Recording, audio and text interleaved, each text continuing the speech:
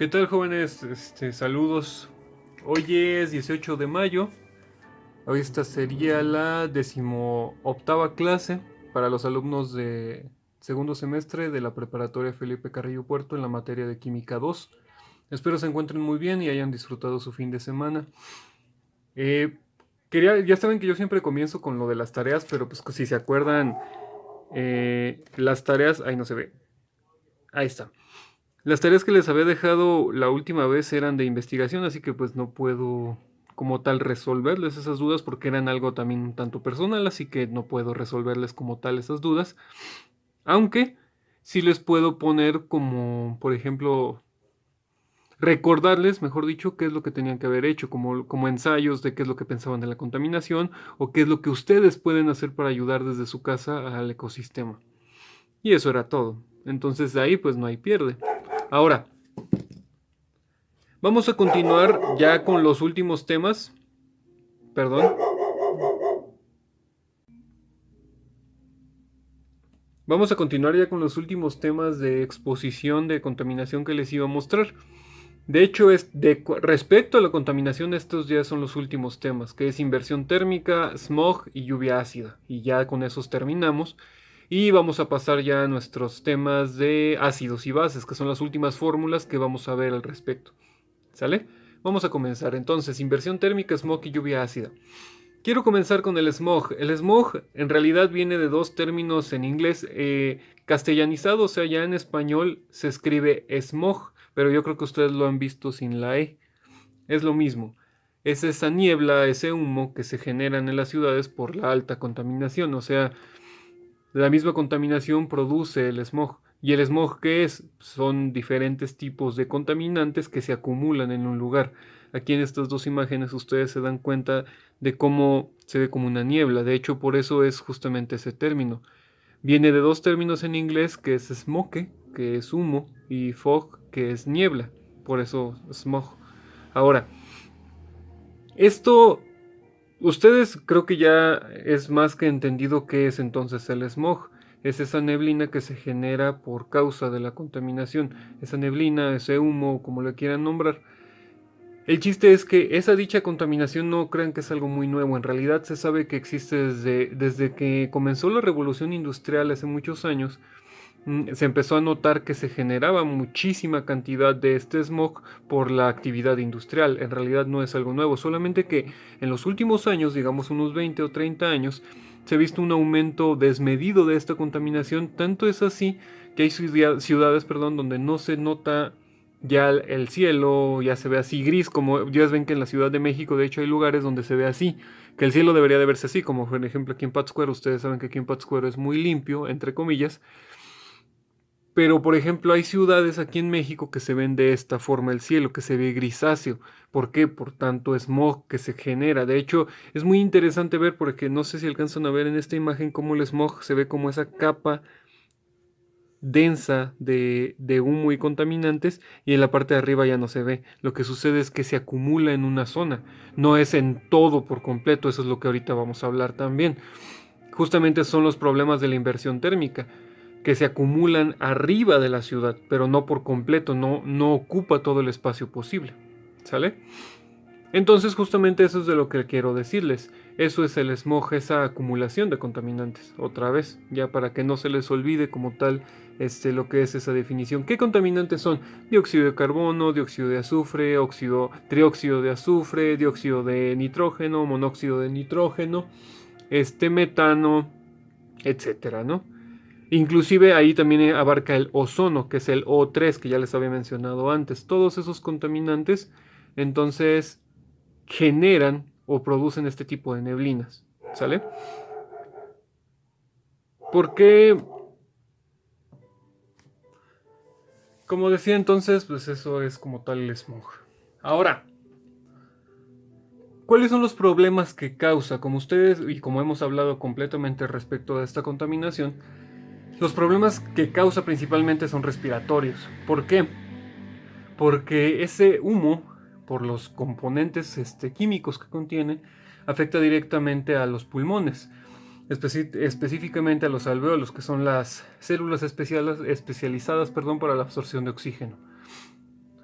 ese hollín, por ejemplo, que se genera también, inclusive algo muy interesante es que los fumadores también aportan contaminantes al smog, ¿sale?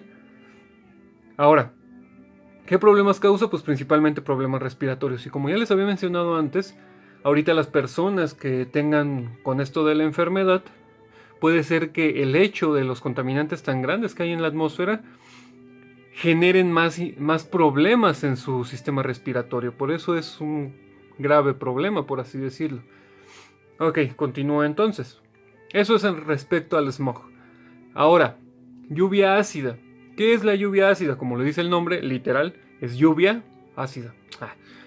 Pero, ¿qué significa? ¿Se acuerdan que habíamos hablado de los contaminantes que se generan primarios y secundarios y contaminantes que son generados? Esos son contaminantes primarios y secundarios. Pero también les mencioné que había reacciones químicas que se generan en la contaminación. Eso también también es muy importante. Los óxidos de azufre y óxidos de nitrógeno que se producen en las industrias, algo interesante es que el óxido de nitrógeno lo producen, por ejemplo, motores de avión, de combustión interna de avión. Producen estos gases que se acumulan en la atmósfera en conjunto. O sea, el smog, esto es simplemente smog, es esa combinación de gases. ¿Qué ocurre? Que esa combinación de gases, ya sea óxido de azufre u óxido de nitrógeno, es combinado con el agua que hay en la atmósfera por el ciclo normal del agua. ¿Qué ocurre? Esa cantidad de agua en conjunto con estos óxidos producen ácidos. El óxido de azufre, que es SO, se combina con el hidrógeno del agua y el oxígeno y produce ácido sulfúrico. Y el óxido de nitrógeno con el agua produce ácido nítrico, perdón. Y esos ácidos se precipitan en forma de lluvia. Lo que sucede es que hay en la parte del ciclo del agua, para que pueda llover, debe de haber algo que son como pequeñas partículas, por ejemplo, de polvo, que el agua se adhiere a ellas, por así decirlo, y eso permite que caiga. ¿Ok? Entonces, justamente esa precipitación que estamos hablando de la lluvia, ese ácido es lo que se combina con el agua para que se precipite en forma de lluvia.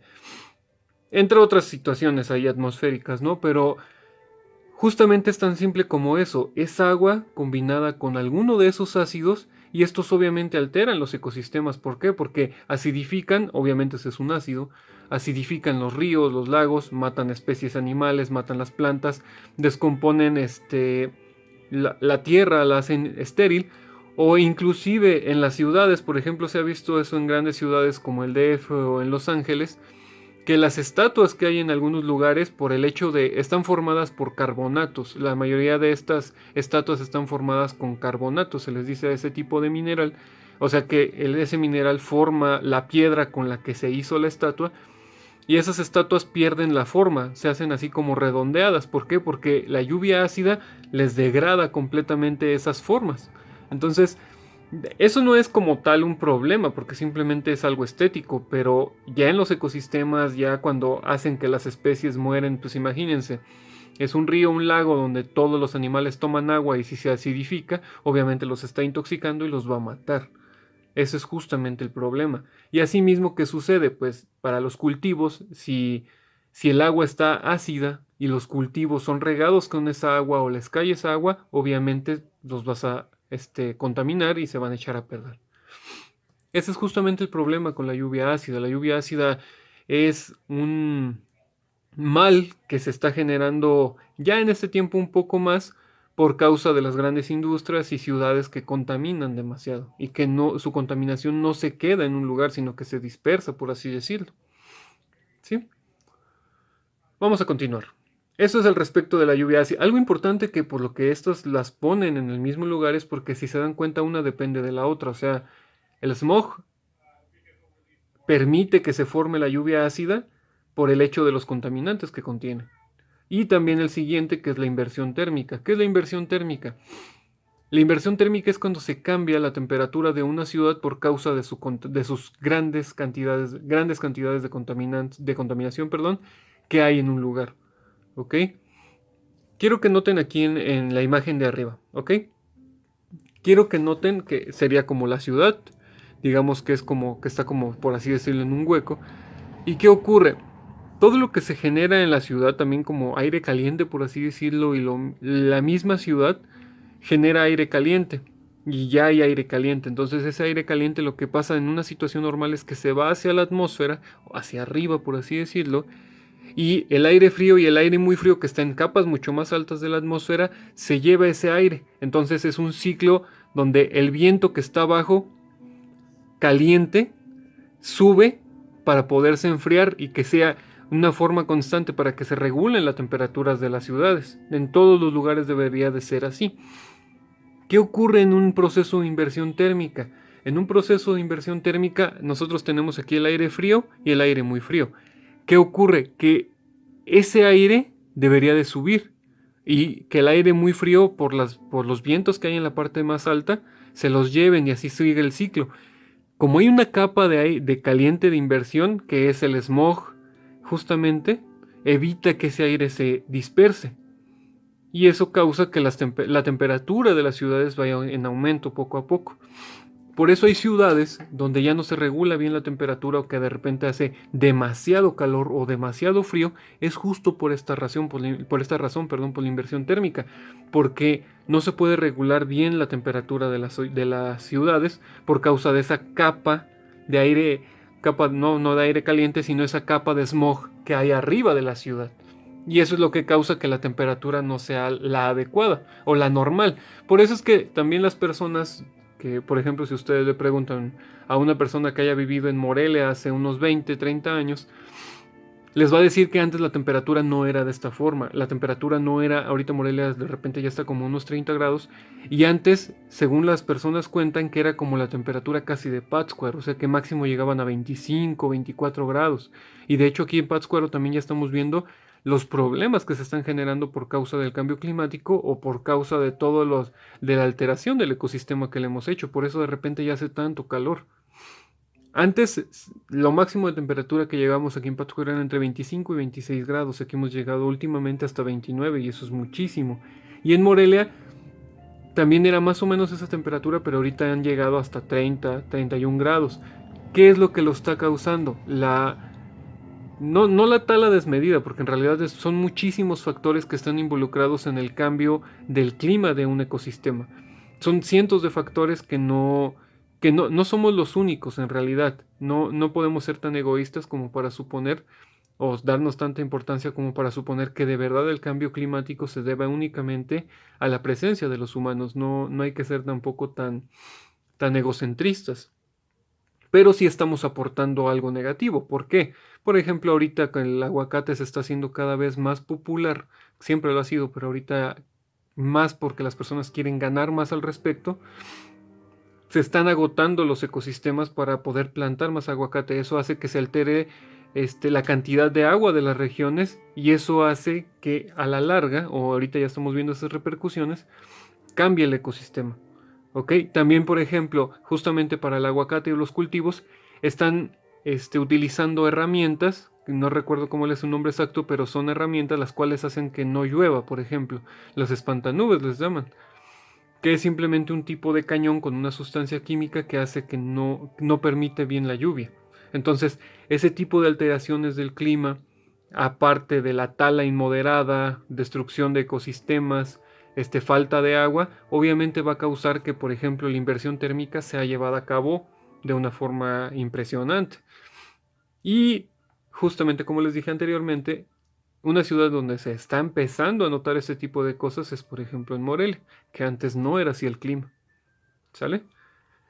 Y con eso damos por terminada esta parte ¿cómo se llama? De la contaminación. ¿Ok? Para esto, no olviden por favor, porque para el examen les voy a preguntar estas definiciones: smog, lluvia ácida e inversión térmica. ¿Sale? Muy bien, vamos a pasar a nuestro siguiente tema.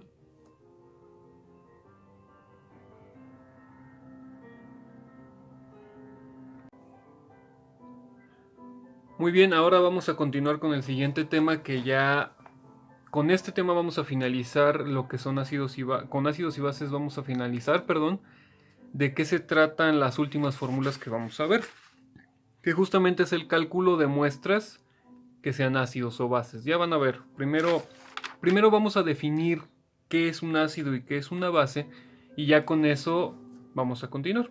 ¿Sale? Ok, continúo. Como ustedes saben, un ácido y una base se conoce desde hace siglos. Realmente los griegos y los egipcios conocían bien que era un ácido y que era una base por las propiedades que tiene, porque ellos lo utilizaban, y por el sabor, de hecho, que es como ellos se basaban. El sabor al sentirlo o al tocarlo, me refiero, o al probarlo, ellos sabían que era un ácido y que era una base. ¿Qué es un ácido? Un ácido como tal, de hecho, proviene de una palabra en latín que significa agrio. La palabra es acidus, significa agrio, y eso, como les dije, tiene siglos sabiéndose eso. Es un compuesto que al disociarse en agua produce iones hidrógeno o protones H positivo, que significa iones hidrógeno, eso significa, o un catión, y un ion negativo correspondiente. Esa es la definición como tal de un ácido. La definición de una base es una sustancia que presenta propiedades alcalinas. Y esta, al igual que el ácido, cuando se disuelve en agua, forma iones hidróxido, que es el OH negativo. Es un anión y un catión correspondiente. Los ejemplos que yo les pongo aquí de un ácido, pues como lo dice el nombre, por así decirlo, es el ácido sulfúrico, y una base, esta es hidróxido de sodio. Inclusive lo dice su nombre. ¿Ok? Estas dos tienen la característica, uno de ser, ¿cómo decirlo?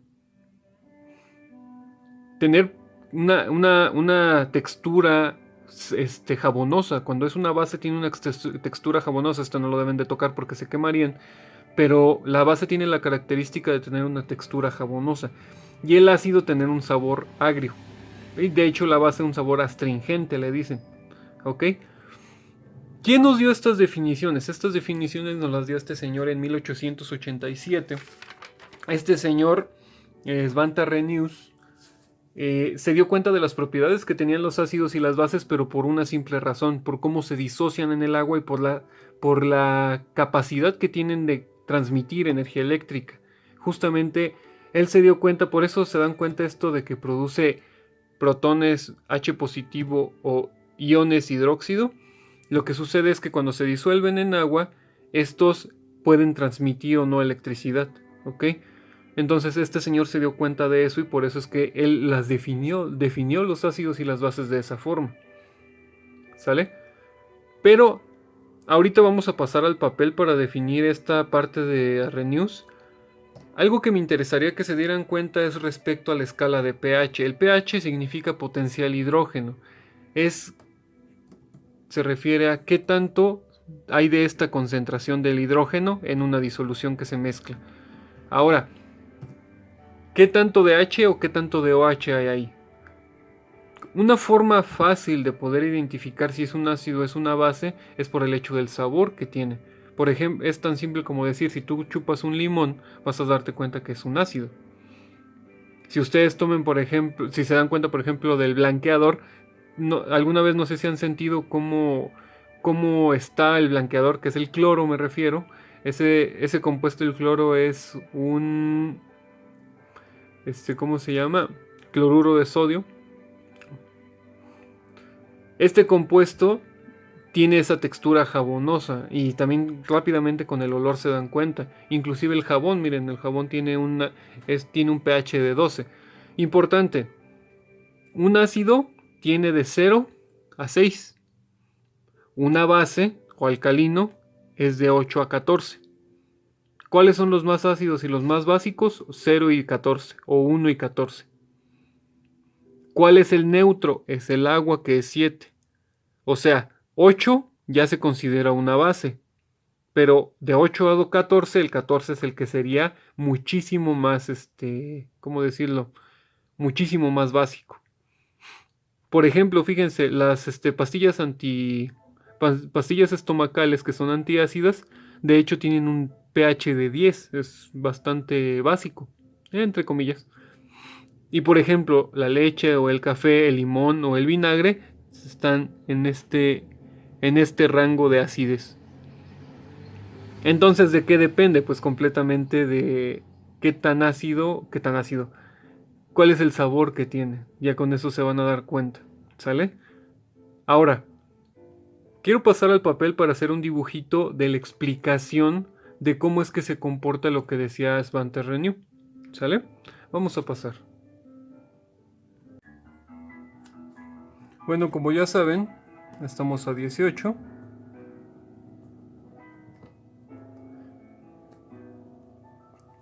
Les había comentado que vamos a ver cómo es que se explica el hecho de la combinación de un ácido en disolución acuosa y la explicación de Renew.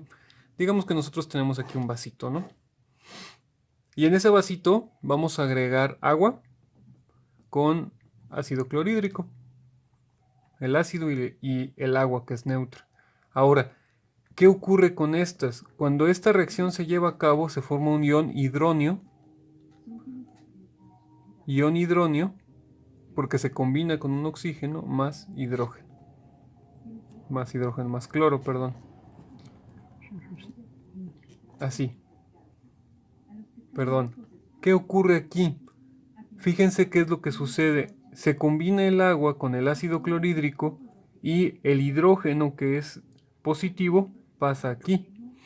Y el ion cloro, con carácter negativo, queda solito. ¿Sale? ¿Qué ocurre a nivel molecular? Lo que intentan explicar ellos es que las moléculas de agua, digamos, vamos a dibujarlas de esta forma.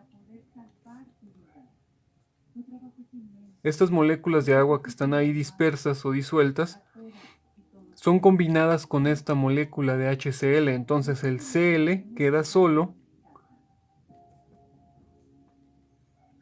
El Cl queda solito.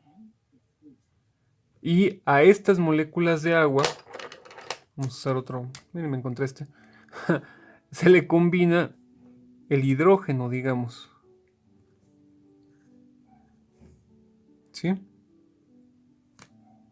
Y eso explica por qué las propiedades que tiene en cuanto a conductividad eléctrica. ¿Por qué? Porque la conductividad eléctrica está ocurriendo por esta molécula.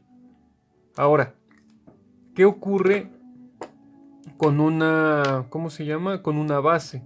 Lo mismo técnicamente.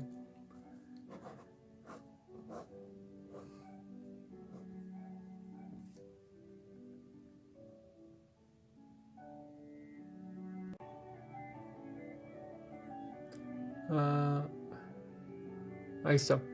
¿Qué es lo que ocurre? Lo que sucede es que el agua se combina con el hidróxido. ¿Qué es lo que produce? Como ustedes saben, o como les había mencionado anteriormente, lo que nos interesa es este OH. Entonces, lo que ocurre es que el agua se combina por completo con el catión más el OH negativo. Este queda disperso. O sea, lo que ocurre es que todas las moléculas de agua, recuerden que las moléculas de agua las hago así como si fueran un Mickey. Todas estas moléculas de agua están ahí disueltas. Y lo que ocurre con el NaOH es que se separa, por así decirlo. Igual pasa con el ácido. El ácido lo que hace es separarse y se combina completamente con la disolución, se hace una mezcla homogénea. Por eso este tema entra en mezclas en sistemas dispersos, porque se hace un sistema disperso. ¿Qué es lo que ocurre? Este sodio queda por aquí disperso. Ahí está el sodio. Y el OH también.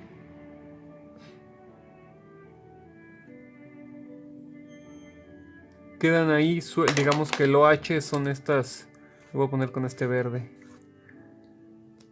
Son esos OH dispersos que tiene el agua. ¿Por qué? Porque el agua, al combinarse con el NaOH, lo separa, por así decirlo, y quedan así sueltitos. Por eso aquí les puse un más, porque es el sodio, que es un catión, separado del hidróxido y el ion hidróxido, que es un anión, y por eso están separados. ¿Sale? Por eso es que tienen esas propiedades de conductividad eléctrica, por el hecho de que como están completamente dispersos en la disolución, permiten que la energía pase. ¿Sale? Esa es justamente la explicación que dio a Renew del comportamiento de los ácidos y las bases. Ahora, ¿Cuál es la importancia aquí? Dos cosas muy sencillas. Primera, el hecho de que seas una mezcla homogénea. Ambos hacen una mezcla homogénea. Eso es de cajón, muy importante. Segundo, eso nos ayuda a poder determinar qué tan ácido o qué tan básico son. ¿Sale? Según nuestra escala que les acabo de mostrar en las diapositivas, nosotros sabemos que está, digamos que este es 1, ¿no? 1, 7 y 14. Entonces, esto es un ácido neutro y una base. Entonces, ¿qué es lo que vamos a hacer con los cálculos que yo creo los vamos a empezar a ver porque quiero que sigan anotando primero lo de la contaminación para terminar con ese tema? Ya eso lo vamos a ver en la clase de mañana. Quiero que se den cuenta de cuál es la cantidad o qué es lo que se considerarían estas dos disoluciones, en dónde se encontrarían. Obviamente, si estamos hablando de un ácido, pues se encuentra de este lado, ¿no? Se encontraría por aquí, digamos. Y la base se encontraría por acá. ¿Pero dónde? ¿En qué número? Eso es lo que vamos a calcular. ¿Qué concentración de acidez o basicidad tendría? O sea, en la escala de pH, ¿qué cantidad tendría? Para esto se utilizan fórmulas, obviamente. Las fórmulas las vamos a ver en la siguiente clase y les voy a explicar cómo calcular la acidez o la escala de acidez o basicidad que tienen. Digamos que como es un ácido, por la molaridad, vamos a volver a usar molaridad, tiene digamos un 2. Y de este lado, por el hecho de esto tiene un 12.5, yo qué sé. ¿Sale? Eso es lo que les voy a enseñar la clase pasada. Muy bien. Ok. Tarea. Con lapicero, ¿para qué hago tanto? Tarea. Tarea del 18. Me van a dibujar la escala del pH con ejemplos. Es como lo que vimos en las diapositivas. ¿Sale? Ya ahí tenían los ejemplos, no sé si vieron los dibujitos, les dije de leche, ahí tenían sangre, blanqueador, etc. Lo que quiero para que ustedes dibujen esta escala de pH, que es como esta, pero ustedes la van a hacer bonita, es únicamente para que recuerden qué significan los valores del 14 al 0, 1 o 7. ¿Por qué? Porque a veces les digo, ¿qué es un ácido fuerte? Y me ponen que por ser ácido 14, porque es el número más alto por ser fuerte, pero no. Deben de recordar que si es un ácido fuerte, entonces estamos hablando que puede llegar a 0. Y si es una base fuerte, máximo 14. Y si es neutro, que es el agua, es 7. Eso es lo que no quiero que olviden. Por eso es que quiero que hagan el dibujo de la escala de pH. ¿Sale? Y eso ahora sí sería todo por hoy. Ya cualquier duda, ahí estamos en Classroom. Ya les pasé las calificaciones. Creo que para hoy, a esta hora, ya debe haber subido las calificaciones corregidas de los que me faltaban. Los que faltan, no se preocupen, no hay ningún problema, ya nos arreglamos para poderles acomodar sus calificaciones, pero no pasa nada. Nosotros sabemos que hay algunos que tienen inconvenientes con el internet, no pasa nada, igual nosotros los vamos a arreglar. ¿Sale? Solamente los que no tengan problemas, por favor, pónganse al corriente, no pierdan el tiempo. Ok, eso sería todo. Nos vemos el día martes 19. Espero que estén muy bien. Hasta luego.